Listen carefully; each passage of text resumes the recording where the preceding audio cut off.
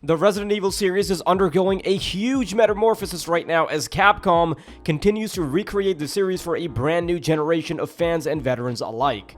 All of the remakes in the franchise so far have had huge differences from their original counterparts, and while it's not as extensive as, say, the Resident Evil 2 remake, it is still obvious that Resident Evil 4 is taking a similar, but way more cautious approach to handling the original game's legacy. So in this video, we'll go through some of the biggest changes that we have seen from the Resident Evil 4 remake so far, starting with one of the most important characters in the original, Ashley. To start with, it seems that everyone's favorite first daughter is going to have a significantly overhauled look and personality in the new game. Taking cues from the Netflix CGI series Resident Evil Infinite Darkness, the remake is giving Ashley a more mature, professional look this time around. Her new personality also hints at a more serious, darker tone for the title, as a lot of her delivery and facial capture makes her look more exasperated and more desperate than her weirdly casual demeanor in the original. Another major change with Ashley is how she functions during gameplay by being way more active during both combat and exploration. She will now keep an eye out for objects during exploration, and during combat, you seem to have a wider array of commands to give instead of just have her simply follow or stay in one spot. Spread out. Okay. Come on. Okay. Coupled with the fact that you can no longer tell her to hide in a dumpster, that makes her a much more important factor during combat. On top of that, Ashley will no longer have her own health bar. Instead, she will eventually enter a down state when she is attacked, and if hit in the state, she will die. According to the developers, the intention here is to make her feel more like a natural companion and less like a second health bar to babysit. Similar to the previous remakes, this will also feature a significant tonal shift in contrast to its original counterpart. The original Resident Evil 4 is famous for its notoriously funny dialogue and schlocky B-movie narrative, whereas the new game seems to be taking a more serious, darker approach to the exact same narrative. One of the major aspects that signify this shift in tone are the changes to the game's script, as well as a surprising, although pleasant, change to the dynamic between our two leads.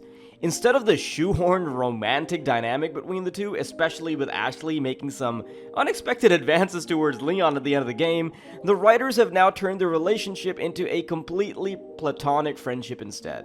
But much of the silliness from the original game is still kept intact, and Leon still says the iconic bingo line. Where's everyone going? Bingo? And the writers have even added some more quips for him to say over the course of the campaign. Overall, though, the script seems to be a lot more grounded this time around. One of the more direct examples of this can be seen in the iconic cabin fight. In the original game, Louis Serra makes an inappropriate remark about Ashley, which was always a line I've found somewhat off-putting and out of place. This particular dialogue had now been replaced in the remake with, Hey, I see you found your missing señorita. Señorita has a name, Miss Ashley. You are? Another major change is the game's darker atmosphere, literally. The environments are way more grim this time around, sometimes making it mandatory to rely on Leon's flashlight to even see where you're going. On top of that, rain will also seemingly play a bigger role in setting the scene, by adding tension to certain encounters while making combat even more stressful. The combat has also experienced a drastic overhaul in the remake. While retaining the core systems of the game, it seems that the enemies will now be sturdier and harder to knock down while also being significantly more aggressive. This is coupled with a bunch of new additions to Leon's zombie-slaying repertoire, the first of which happens to be the all-new parry mechanic, with the knife that can be chained into a melee attack like a good old-fashioned roundhouse kick. Second is the knife itself. Instead of an infinitely durable item like in the original, the knife will have limited durability and will be just another finite tool in Leon's arsenal. To make up for this though, the weapon has a lot more versatility this time around, not only capable of taking out down zombies in one stab, but also instantly taking down enemies that are trying to walk away with Ashley.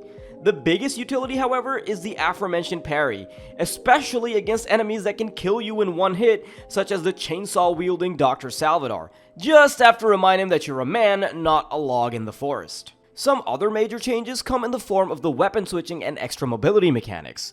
Weapon switching is the one aspect of the original game that may have not aged too well, especially after playing games such as Dead Space and Resident Evil 4's own immediate sequel, Resident Evil 5. Instead of having to open up your inventory, bring the action to a halt, and then equipping a new firearm, you can now use the real-time swapping mechanic to switch weapons on the go. And the extra mobility comes in the form of having the ability to move while aiming, whereas in the original game, you had to stop in your tracks to do so every time.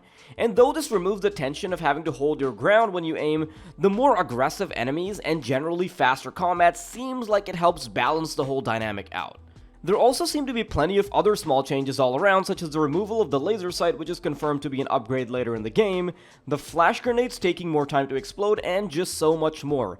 But that is pretty much it for the big changes as far as combat goes. One of the new features that caught some attention during the announcement of the game was the introduction of stealth elements. And while we got to take a brief look at these during last year's showcase, the recent reveal showed them off in a little bit more detail. The remake will give players more agency in approaching each encounter, and what has been shown so far seems to imply that stealth will be an optional aspect of the game. But considering how much has been added, it's hard to rule out a possibility of there being certain sections where stealth is more encouraged, particularly during the Ashley segments of the story. Plus, you can stealth kill enemies with the knife, which never gets old, so perhaps being made to play through some areas more conservatively may not be so bad. The Resident Evil 4 remake will also supposedly put a higher emphasis on exploration. Again, this can be seen in the Game Informer preview where Leon is shown backtracking to Mendez's house at a later point in the story. It appears that the new side quests will further emphasize the importance of exploration this time around. For example, one of the side quests shown involved hunting for a rare Las Plagas infected dog around the map until a boss fight takes place where you have your first showdown with the villagers. So, the remake really feels like it's treading back into the series' traditional survival horror roots for an experience that truly feels like the perfect balance between survival and action horror. One of the biggest surprises in the recent reveal was the newest enemy, the bull-headed, or cow-headed, sledgehammer enemy that seems like another mini-boss enemy similar to Dr. Salvador with the chainsaw. Of all the enemies shown in the remake so far, this is the only one we haven't seen before in the original game. And considering that this is an addition to the first arc of the story, we can likely expect a few new enemy types for both the castle and island sections, and probably the reintroduction of some cut content that never made it into the original release. Whatever the case, I guess we'll just have to wait and see. Now, in one of the more surprising decisions, the remake will be ditching the game's signature QuickTime events. The developers have stated that you won't have to keep an eye out for QuickTime events in the middle of cutscenes anymore, but they will be implemented into the actual gameplay. This is, honestly, maybe a little disappointing, but also perfectly understandable and even a little intriguing, particularly at the thought of what might be planned for the iconic knife showdown with a certain character near the end of the original game. So, as you can tell, there's still a lot we don't know about the Resident Evil 4 remake. In an earlier announcement, it was confirmed that not only will the game include just about all the content from the original game, the developers are also actively striving to add a lot more new things to the experience. Everything we've seen so far seems to imply a great number of additions made just to the game's starting areas, so it's going to be particularly exciting to see the additions made to the latter half once the game comes out on March 24th this year. And with that, we bring our video to a close. Don't forget to like and subscribe to our channel for more gaming content, and let us know what features of the remake you're most excited about right here in the comments.